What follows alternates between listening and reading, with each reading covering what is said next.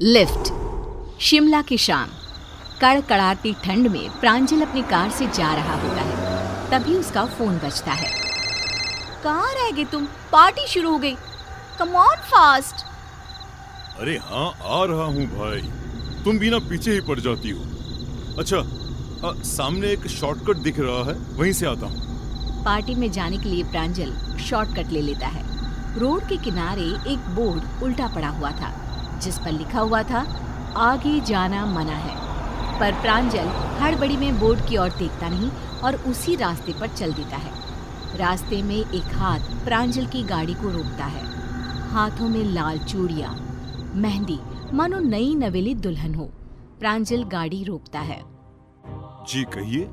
मैं भटक गई हूँ, मेरी मदद कीजिए। इतने घने जंगल में मेरे फोन का नेटवर्क भी काम नहीं कर रहा। डोंट वरी, मैं भी शहर की तरफ ही जा रहा हूँ। मैं आपको ड्रॉप कर देता हूँ। वैसे इतने घने जंगल में इस हालत में आप, लगता है कि आपकी नई नई शादी हुई है। बहुत ठंड है, गाड़ी के अंदर आकर बात कर सकती हूँ? I am sorry. ये लीजिए मेरी जैकेट और आप अंदर आ जाइए।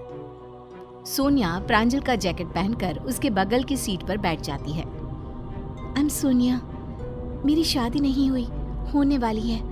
आज सुबह को ही मैं कुछ काम से यहाँ आई थी और रास्ता भटक गई। दोनों में बातचीत शुरू हो जाती है।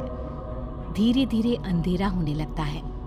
प्रांजल फ्रंट मिरर में देखता है कि पीछे की सीट पर कोई लड़की बैठी हुई है और धीरे धीरे हंसती हुई उसकी ओर देख रही है।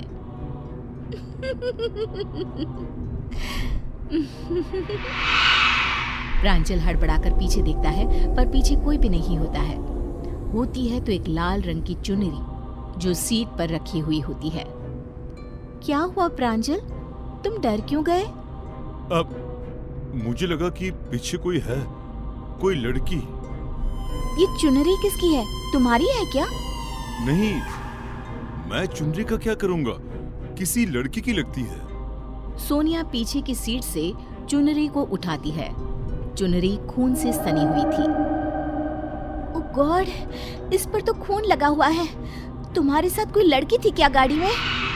नहीं नहीं, अरे तुम ये क्या कर रही हो? अभी तक तो ये चुनरी यहाँ थी ही नहीं और ये जंगल है कि खत्म होने का नाम ही नहीं ले रहा। 2 घंटे से हम अंदर घूम रहे हैं। यहाँ छोटा रास्ता है, अब लगता है हम भटक गए हैं। दोनों जंगल में बुरी तरह भटक जाते हैं। गाड़ी चलाते चलाते अचानक प्रांजल को एक खोपड़ी अपनी गाड़ी के आगे लटकती हुई दिखाई देती है, जिसके कारण उसका बैलेंस गड़बड़ा जाता है और गाड़ी एक पेड़ से टकराकर बुरी तरह डैमेज हो जाती है। दोनों कार से उतरते हैं। अब क्या करेंगे? रात होती जा रही है। ऐसे सुनसान जंगल में इस तरह हमारा रहना खतरे से खाली नहीं है। वो देखो, एक रोशनी दिखाई दे रही है, शायद किसी का घर हो। चलो ना वहीं चलते हैं। दोनों रोशनी की तरफ जाते हैं। वहाँ एक बड़ी सी हवेली होती है। देखने में लगता है कई सालों से बंद हो। उसमें से एक अजीब सा लंबे कद दाढ़ी वाला आदमी निकल कर आता है, जिसे देखते ही सोनिया डरने लगती है। वो अपनी आंखें बड़ी बड़ी कर सोनिया की ओर देखते हुए कहता है, लगता है भटक गए हो। ये जंगल है ही ऐसा, यहाँ अक्सर लोग भटक जाते हैं। कई साल पहले इस हवेली के मालकिन की बेटी भी भटक गई थी। कैसा अजीब आदमी है ये। इस जंगल से बाहर निकलने का कोई रास्ता बता सकते हैं आप? इस जंगल से कभी कोई बाहर गया है भला? अब क्या मतलब? अरे मैं तो मजाक कर रहा था। रात भर यहाँ पर ही ठहर जाइए, सुबह ही जंगल से बाहर निकला जा सकता है। प्रांजल और सोनिया हवेली के अंदर जाते हैं। अंदर एक चेयर पर उन्हें शादी का जोड़ा खून में लिपटा हुआ दिखता है। इसी जोड़े का दुपट्टा तुम्हारी कार में था ना प्रांजल? ये सब क्या हो रहा है? कहाँ फंस गए हैं हम? तभी प्रांजल को ऐसा लगता है कि उसके पीछे से एक साया लाल जोड़े में एक झटके में पार हुआ हो और उसके पीछे मुड़ते ही पूरी हवेली पायल की गूंज से चहक उठती है। प्रांजल अपने आसपास देखता है पर सोनिया कहीं नहीं होती। वो मानो अचानक ही अदृश्य हो गई है। उसे ढूंढता हुआ प्रांजल महल के बाकी हिस्सों में जाता है। तभी दीवार पर उसे खून रिसता हुआ दिखता है। ये दीवार से क्या रिस रहा है?